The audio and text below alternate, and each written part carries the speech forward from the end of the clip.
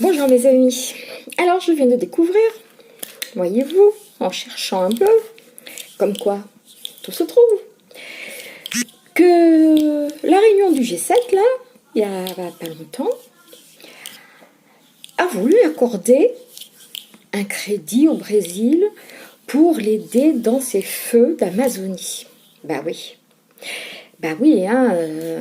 tout le monde met la main à la poche. Sauf que l'Amazonie, enfin le Brésil, a refusé. Quelle honte! Comment? Il n'a pas voulu d'argent pour se sortir de ses feux. Mais c'est pas possible, c'est intolérable. Comment peut-il faire ça? En fait, pour deux raisons. Eh oui, vous comprenez bien que pour endetter un pays, il faut y créer une catastrophe. Et donc, on donne de l'argent, enfin on prête de l'argent à ce pays, qu'il mettra des années à rembourser s'il y arrive, ou qu'il ne remboursera jamais, et donc il sera toujours en dette vis-à-vis de ceux qui lui ont prêté de l'argent. Le Brésil a des richesses, beaucoup de richesses dans les sols. De ce fait, bien sûr, il est très intéressant pour les pays comme la France, l'Allemagne, les États-Unis, etc., d'aller chercher donc ces produits qui feraient notre bonheur, mais qui feraient bien sûr leur malheur, c'est un fait. Donc, le Brésil a refusé. Et pour ça, pour deux raisons. Comme je vous disais tout à l'heure, premièrement, il refuse catégoriquement de devoir de l'argent, parce que ça suffit, hein, il a déjà assez de problèmes comme ça, donc il refuse. Deuxièmement, le G7 a proposé cette aide sans avoir invité un membre du gouvernement brésilien. Donc, ils ont fait cette proposition dans leur dos. Le Brésil a refusé. C'est terrible quand même, hein, parce que vous vous rendez compte, hein, c'est quelque chose. Alors, même si le Brésil n'est pas là, ça partait d'une bonne action, donner de l'argent pour aider l'Amazonie qui est en feu. Mais l'Amazonie n'est pas en feu. Ah, oui, hein. Je vous dis que pour endetter un pays, il faut créer une catastrophe. Cette catastrophe a été reliée par les médias, elle a été reliée par Internet, elle a été reliée par les réseaux sociaux. De nos jours, on peut tout changer. On ne peut se fier à aucune vidéo, c'est quelque chose de terrible. Et il faut juste se fier aux personnes qui sont sur place. Les personnes qui sont sur place sont bien, ils sont placés pour nous dire la vérité. Et il n'y a qu'eux qui peuvent nous dire la vérité. Il n'y a qu'eux qui peuvent nous dire que si le Brésil brûle ou pas, ou si quelqu'un y a été en vacances comme ça, voilà.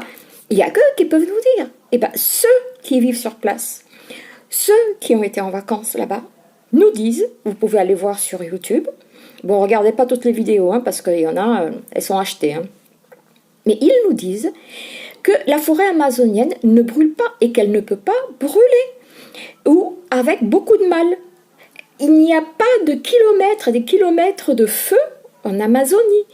Il y a les feux qu'ils provoquent, mais ce sont des feux où ils ont coupé des arbres, qui les ont fait sécher, et ces arbres après, oui, elles peuvent brûler puisqu'elles sont sèches. Mais dans l'Amazonie elle-même, il n'y a pas moyen parce que c'est de l'humidité qu'il y a dedans. Il y a beaucoup d'humidité, il y a beaucoup d'eau, de veines aquatiques dans cette forêt. Donc il est impossible qu'elle brûle comme ça. Oui, il faudrait couper tous les arbres, en fait, les faire sécher et mettre le feu après. Donc oui, je ne vous dis pas que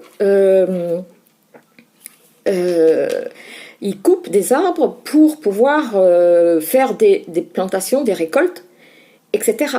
Mais l'Amazonie ne brûle pas. La forêt, le poumon amazonien ne brûle pas.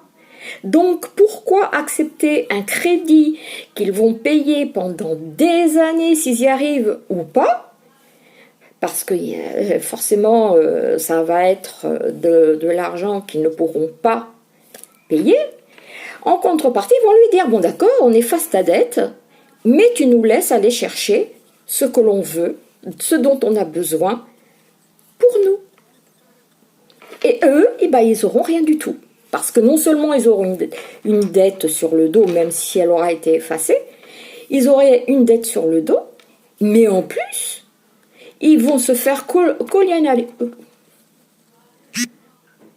ils vont se faire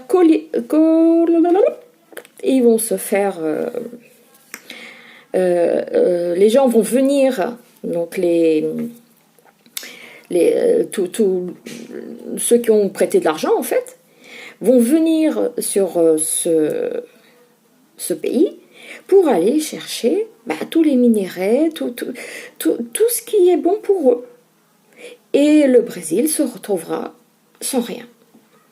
Regardez bien l'histoire du Brésil, parce que je crois que je vous l'ai posté sur mon mur. Regardez bien l'histoire du Brésil, Brésil, Amazonie et autres. À chaque fois, c'est ce qui s'est passé. Je savais bien que cette histoire de feu en Amazonie était complètement fausse et que forcément ça cachait quelque chose. Ben voilà, j'ai découvert ce que ça cachait, il suffit juste de chercher, voilà. Ils ont refusé. Donc, on peut s'attendre à ce qu'il y ait dans quelques temps, je ne sais pas, quelques mois, quelques semaines, je ne sais pas, à ce que il arrive quelque chose au Brésil, puisqu'ils ont refusé le crédit que leur proposait le G7 sans y être invités. Parce que quand on a l'intention de proposer un crédit, quand même, on invite la personne qui est censée l'accepter. Et là, c'est pas le cas. Ben non. C'est mieux quand on fait dans le dos des gens et qu'on leur présente le papier, voilà, t'as signé, mais moi j'ai rien signé du tout. Ah si, regarde, nous on t'a proposé. Non, ils veulent pas. Donc il y a de fortes chances qu'il arrive un petit souci supplémentaire au Brésil d'ici quelques temps, c'est pas à négliger. Voilà. Voilà mes amis, juste cette petite vidéo vite fait pour vous signaler de faire attention à tout ce que vous entendez. N'écoutez pas tout et surtout si vous écoutez quelque chose, si vous entendez quelque chose qui vous semble un peu dérisoire, n'y faites pas attention ou alors cherchez par vous-même. Cherchez à savoir si c'est vrai ou pas, où est la vérité. Parce que là, encore une fois, si on ne cherche pas, on tombe dans le panneau. Voilà. Et je vous souhaite une bonne journée. Je vous aime. À bientôt. Bye.